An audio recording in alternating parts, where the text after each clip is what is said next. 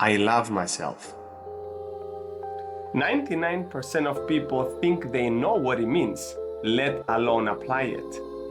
Are you in the 1%? By the end of this video, you will know exactly what it means, and you will also close the gap between you and love. So, you think you love yourself? Let's put it to the test. We assume self-love to be taking care of our bodies, like eating healthy or going to the gym, living a clean environment, removing toxic people from our life, standing up to oneself, and prioritize the self. That's all and well, and if you do that well, I congratulate you because it is a form of self-love. But that is not what it means to I love myself. But what happens when we break something of value, make a mistake, being clumsy, failed an exam, failed an interview, didn't meet our own expectations, or simply just acted upon a weakness? I am sure we pat the self on the back and say, that's okay, I forgive you, I let it all go, I accept your mistake, I will keep on supporting you and keep on loving you. Nope, of course not. The next thing we do is to judge ourselves harshly, criticize who we are, and then continuously beat ourselves over our mistakes. How can I be so stupid? How can I fall for this? Oh gosh, I'm so bad. I am such a failure. I'm supposed to be better than this. Come on, this is unacceptable. I'm unforgivable. Do you recognize this voice inside the head? Why do we do that? Because we keep on looking down on the self, rejecting the self, wishing for a better version of us. This has nothing to do with love and everything to do with conditions. Basically, conditional love. I only love you if you're always a winner, if you're always good, if you don't do mistakes, if you're not clumsy, if you're not weak, if you're not gullible, if you're not fat procrastinating, and only if you're good enough. When we say these words, to whom do we refer to? Remember in the beginning of the video I said that I love myself is the most misunderstood statement of all time?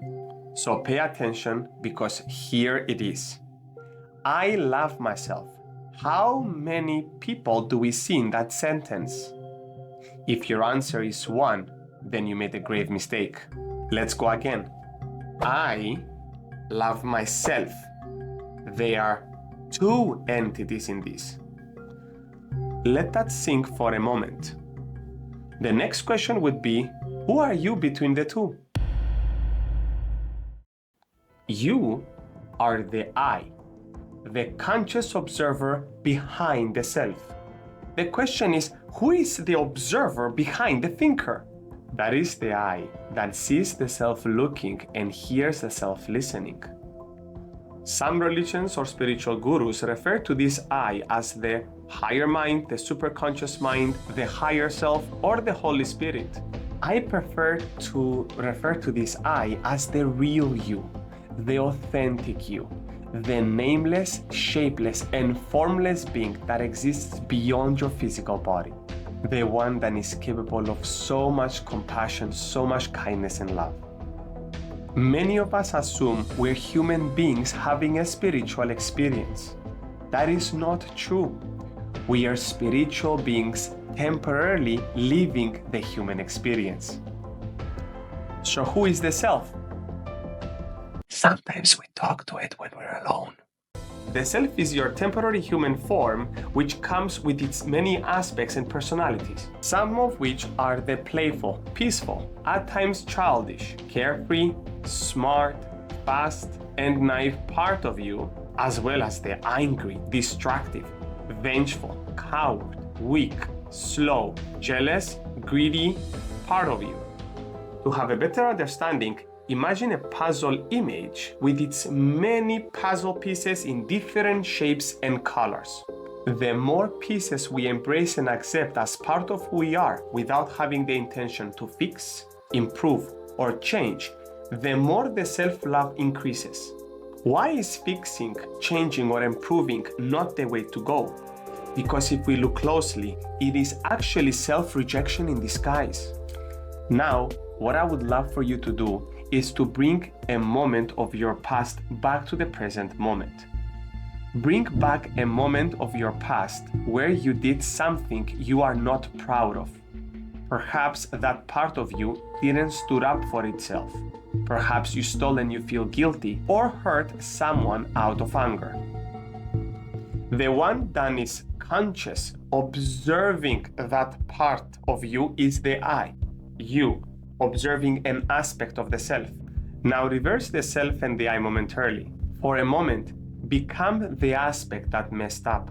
Wouldn't you have wanted to have a loving, supportive, and a compassionate individual next to you when you were in a moment of weakness, fall in temptation, made mistakes until you learned from them? Someone that understood your struggles and was by your side until you learned from and overcome your weakness, that had the patience to teach us with love instead of punishments, and never stopped believing in us even though we had setbacks. What stops you from being that person whenever you make a mistake? I am sure you're a loving and a kind person. But here's the thing. Something else inside of you is preventing you from being that way. It's the same entity I spoke of in my previous video about forgiveness, and you can find it here. It's the same entity that hovers on top of you like a judge, ready to criticize your every mistake. And I assure you, that thing is not you. It tries really hard to be you, and sometimes, sadly, it succeeds in doing so, and we become this uptight and judgmental person. That is the ego's pride. Why do you think when you act out of character and you hurt someone, you go and tell them, hey, I apologize, I don't know what got into me? It feels as if it was not you, right?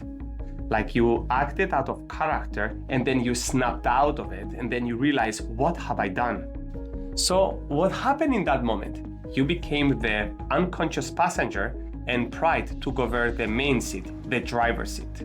That is why we must absolutely become aware of this entity and stop it from trying to take over us. Don't you guys feel the difference when you're all alone in the shower?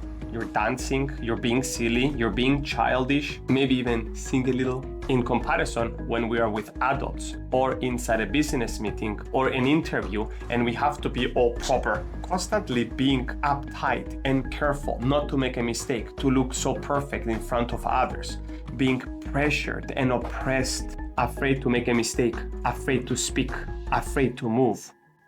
Who are we afraid of?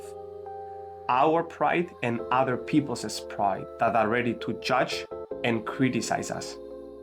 Now, coming back to fixing, changing, or improving. Who believes you to be broken and you need to be fixed? What about change? Change you because something is wrong with you? Improve you? Who believes you not to be good enough and you don't meet these expectations? If you guessed the ego's pride, then you're correct. All pride cares about is to craft the self according to its likes and wear it like a mask in order to prove its worth. And it has to be perfect, or else. Or else what?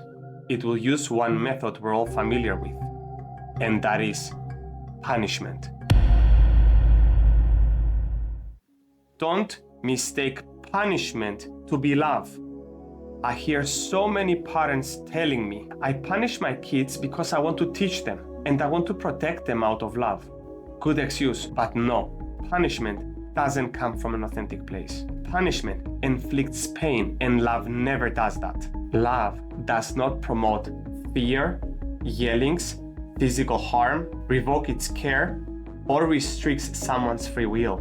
Love has patience, has care, and understanding. Punishment only exists in the dimension of pride, which believes others, including yourself, belongs to it. And it has to discipline them by fixing them, changing them, or improving them in order to correct them.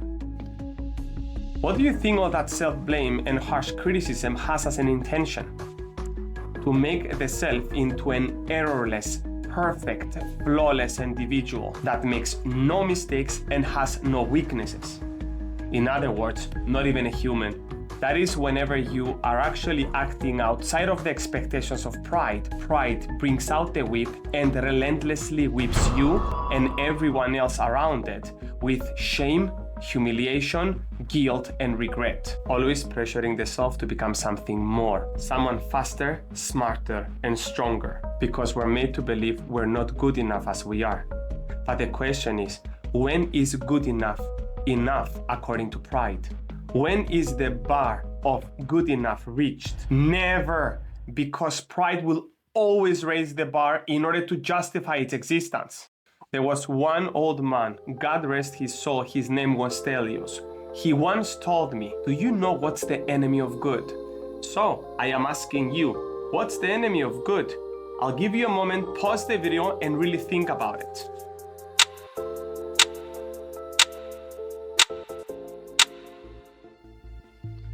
So if you think that the enemy of good is evil, then evil has deceived you. The enemy of good is better. That is why whenever you hear words like improve or become better, stop and become alert. That is not you talking. That's the ego's pride that doesn't accept the self because it doesn't meet its criteria yet. It's not good enough yet, deceiving us into pursuing a future version of us which is not us, because it refuses to accept the person that we are in this very moment. This is one phrase I often use to blow pride's cover. If I were to stay the way I am, with everything that I come with, good or bad, for all eternity, would I accept that? If we have trouble accepting that statement, then know that unconsciously we're being dictated by pride.